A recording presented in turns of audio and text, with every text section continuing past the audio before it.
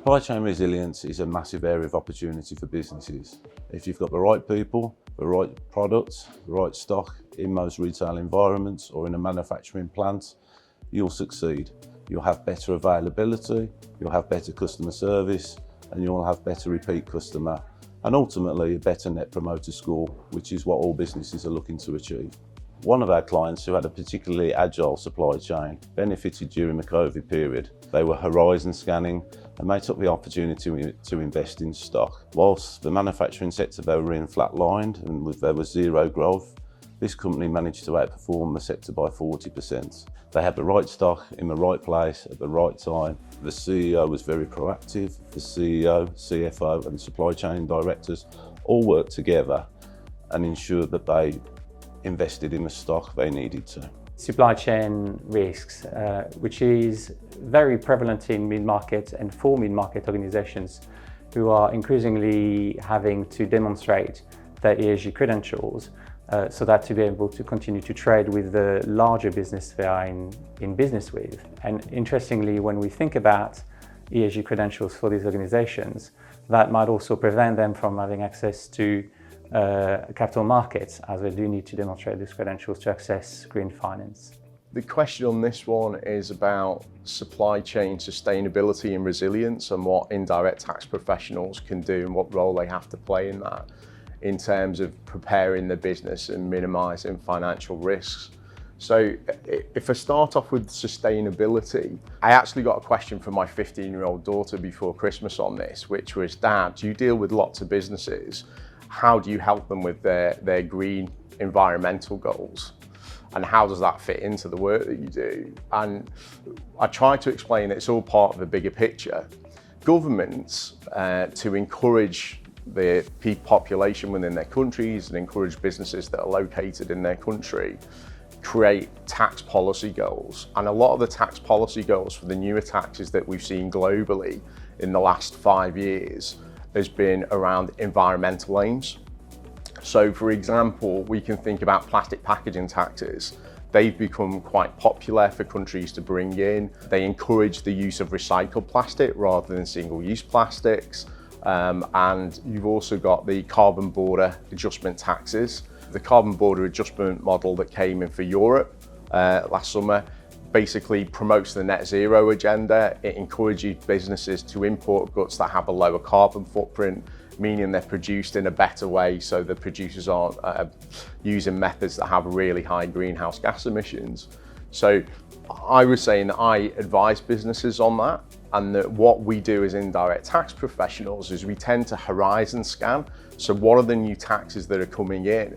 And then we prepare the business for those taxes. What are the reporting requirements? Is it returns by customs declaration? Is it a monthly or a quarterly return? What data needs to go onto those returns and where do we get the data from? By preparing the business before those new taxes and obligations come in, one, it makes them more efficient. Two, it means that they won't miss compliance obligations, which is often when you get the assessments and penalties because you've just not done what you should have done.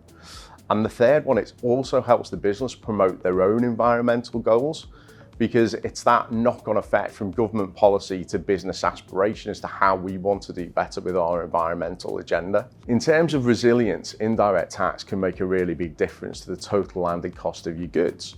So total landed cost is all the pricing factors from the minute you order your goods from your supplier right the way through to when it's delivered to your premises. That can take into account things like logistics costs, it can be border clearances at export and import, it can be VAT, and it can be customs duty. And one of the things that we can do as indirect tax professionals is use data analytics to really understand what those costs are.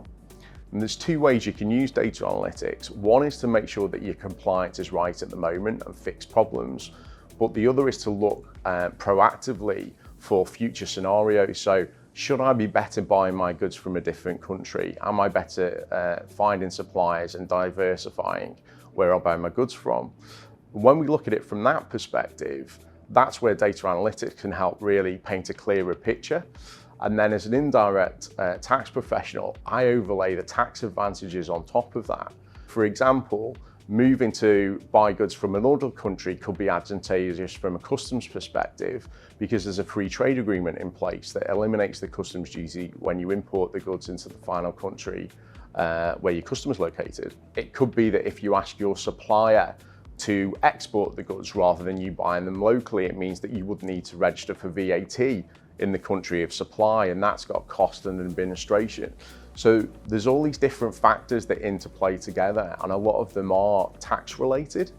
And I think to have a holistic review of the resilience of your supply chain, you've not just got to focus on what my logistics and warehouses and storage and supply chain actor costs are. You've got to think about your indirect tax and even your direct tax costs as well. If you don't focus on all of it, it isn't a holistic answer. I often get asked, specifically as the legislation has been around almost 7 years now, to what extent there have been any prosecutions under the Criminal Finances Act for the 2 corporate criminal offences of failing to prevent facilitation of tax evasion. And the quick answer is no, there haven't been any prosecutions that I'm aware of. But actually, the answer I do give is it's not really about just the prosecutions. Why should businesses respond to this legislation? Customers, suppliers, the board, directors, and others are saying, what have you done in relation to CCO? Are we comfortable that the business have got those reasonable procedures in place? But actually, more importantly, if your business is due to or is undertaking M&A work, so acquisitions, maybe looking at a future sale, maybe there's an IPO on the horizon, I know that CCO is going to be considered as any future due diligence. And sometimes I have seen an example where actually a sale or a transaction was held up on the basis that there wasn't much done on CCO. So it's really not just about prosecutions and defending yourself against that, which is actually really important. Finally, what I might add is, obviously, it's good commercial practice. Of course, you want to have an economic crime framework in place, which prevents facilitation of tax evasion or any fraud in your business, because you want a culture of zero tolerance to economic crime.